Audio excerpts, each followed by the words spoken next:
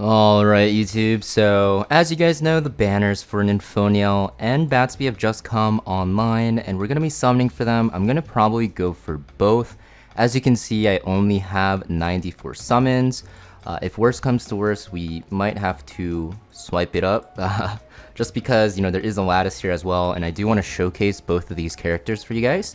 But hopefully we don't have to pity both, because if you guys watched my previous summon videos, I had to pity on Fushu, I had to pity on Nahor, I had to pity on Lilium, and during the Dreambinder or Wishbinder event, I also had to get to like 80 summons pretty much almost every single time to, you know, get the SSR from the permanent banner. So we're gonna start off with Ninfoniel. I think she's more of a safer character to go for, but of course we still have to test them out. Batsby is a damage dealer, so he is going to require more lattices.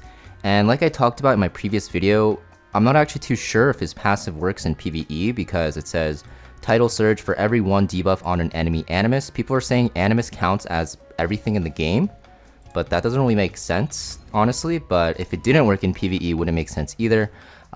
So just keep that in mind before you pull for Batsby. But here we go, we're gonna pull for Ninfoniel. We're gonna do a 10 summon here. Hopefully we just get it on the first rip. We do not. We get purples, of course, and we're gonna keep going and skip through. Of course, we get only one as well, but we're gonna keep going here. Hopefully we get a orange. No, we get another purple. So no luck so far in the first 20 summons. Another just single SR 10 pull. Go for another one, please. I don't want to pity all of them. Oh no. For some reason, I feel like my luck summoning is just terrible. Reverse psychology? No, doesn't work. Yeah, but honestly, recently when I've been doing like these summoning videos, every time I turn it on, like my recording on, it makes me go to max pity. But if I summon like not recording, it always goes well. So I don't know if that's good or bad, but we're just gonna keep going. I think I'm like very close to pity at this point. Let's actually see where I'm at. So this is like the 50th summon, right? We did 50 or did we do 60? We did 60, so now we're gonna be guaranteed to get Ninfoniel, basically. Wow, can I get her? Wow. We got one, let's go. Yeah, this is the pity, guys. I think I get it on the 9th summon here. So we're just gonna click through and see when I get her. This is 3, 4, it should be on the 9th one. Oh, I did get her before pity, wow. Perfect. Will I get another copy? That's gonna be like the saddest thing ever, right? No, we don't. Oh, that scared me. Okay, so we do get Ninfoniel. So we have 24 summons and a dream. Can I make it work for Batsby? And the question is, well, I guess I just asked the question, but first 10 summon, we get 5 catchies. Perfect, just what you want to see. 14 summons left. Please. Oh, we do get him. Okay, so I don't have to whip it out, you know. Whip out the credit card. So we actually hit pity on the first one. The second one was not pity, so I think I started off with 94 summons, right? So this is Batsby. He looks cool with the fish coming out of an interesting body part. But basically, as I mentioned, I will be testing out these characters in a lot of PvE content, and I think we got both of them in how many summons? This is like 4, 5. Let's just skip. So 5 summons after the fact. I started with 94, so that's like 85 summons. So that's actually really, really good. Looks like my luck has finally caught up.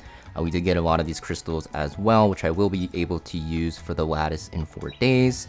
And thank God I don't have to actually spend money and get the 50 summon with the lattice.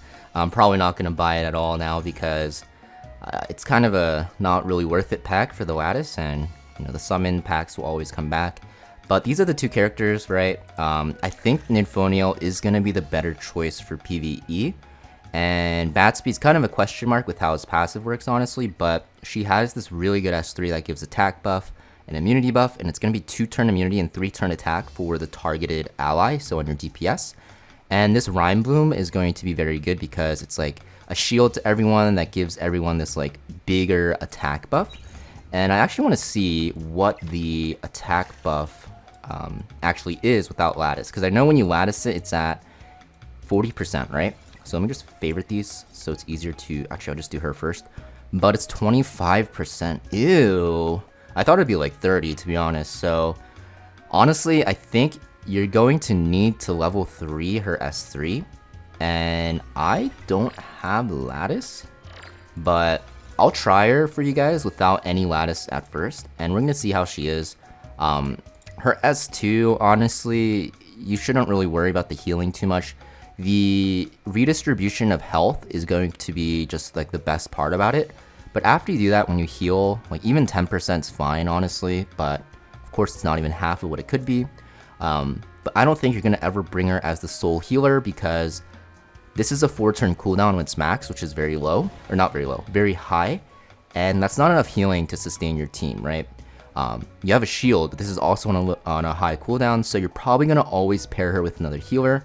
So I don't really think that you're going to ever really want to max this anyways. And then her S1 is pretty useless in terms of what it does, but of course the speed nodes are here, so you might want to do it for PvP. For PvE content, I probably don't recommend it either. So yeah, that's Ninfoniel. And then, like I mentioned about Batsby, it's big question mark. I just assume that it's like a translation issue where it'll work in PvE. But you can see before the lattice that his stacking damage is 7% and 20% compared to 10 and 30. So that's a huge difference actually. So it looks like he's going to be a very, very lattice heavy character.